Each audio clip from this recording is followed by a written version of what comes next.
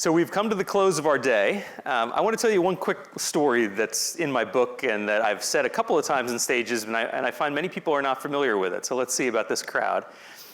There was a young man named Jehiel Oliver, just see if any people recognize the name, maybe not, who, like probably many in this room, went to business school and thought he was going to have a career as an investment banker. He got a job at an investment bank and sort of thought, what impact am I having in the world? And he was looking into the agricultural sector and realized that even though the tractor has been invented over 100 years ago and is such a common product that average households in the US and in the UK own one, well, in many parts of the developing world where agriculture is still a key part of the economy, the average farmer can't afford one. It's a luxury item. And so he thought, how do we address this? He looked at the Uber business model and invented a company that's called Hello Tractor.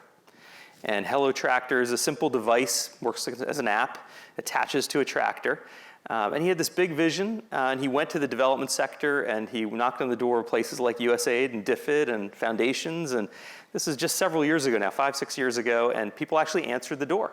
And he was able to get a little bit of funding, a small grant, and then some investment from impact investors. And his little business, Hello Tractor, is now installed on 75% of the new tractors in Nigeria. They have expanded to 5 countries in sub-Saharan Africa, and they're fundamentally transforming the lives of millions of farmers. And I give you that slightly good news story because I do think it's important that we think about the opportunity. There is tremendous opportunity. And the innovation that Jehiel Oliver had wasn't just about an app or a piece of technology. The real innovation was looking at that farmer and seeing the opportunity in that farmer. And saying, if that person has to spend 40 days preparing their field for a planting versus 8 hours with a tractor, there's a real opportunity to invest in that person. And that's really ultimately what we're all here doing when we talk about development finance. We're talking about investing in people who need to be invested in, deserve to be invested in, and for which there's huge opportunity to invest. So I want to thank all of you for being part of what I think has been a really rich day of conversation. This is an extension of all the coverage we do at Devex on this topic. And we appreciate all of you for being a part of that. We have a new report about DFIs that is just out today. I mentioned earlier, I tweeted it out just a couple hours ago. You're welcome to have a look for that report. And that really details, it's 63 pages detailing all the major DFIs in the world, everything about who's running them, what their priorities are, a lot of information that our journalists and analysts have dug up that I think you'll find very valuable. I do also want to mention at the end of this week, we have another event here in London to which you're all invited. We'll send out an email reminder to you. It's called Turning the Tide. And it's about one of those really important issues that often doesn't get covered enough. And that's why we wanted to put some attention on it. It's about the climate change crisis in small island developing states, for whom they are really on the front lines of this.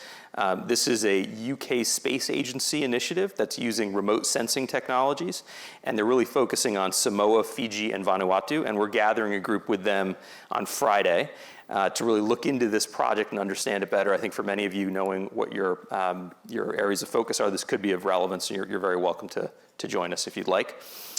We do have a cocktail reception, which is about to start, and I welcome all of you to that. I want to say another huge thank you to Microsoft, our global partner for this event, and congratulations for the big announcement you made from this stage. If you haven't checked it out on Twitter, it's getting a lot of play, worth taking a look. I want to thank our other global partner, CDC Group, for their leadership on these issues and being a part of this event today. Many of you were in the session. I just got a chance to peek in that World Vision led the workshop on fragile states. Often fragile states are not brought up enough in these kinds of sessions, so really applaud World Vision for organizing this workshop. We really need to keep the focus on fragility. And I want to thank our underwriters of today's events, the British Asian Trust, DAI, and FinDev Canada.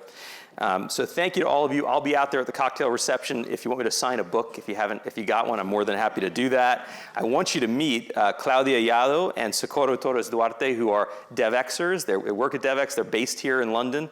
And if you're looking for context, or any of you who are based here in London, they would be great to meet. And I just really want to finally thank all of you for the work you do every day and for being a part of this. Thank you.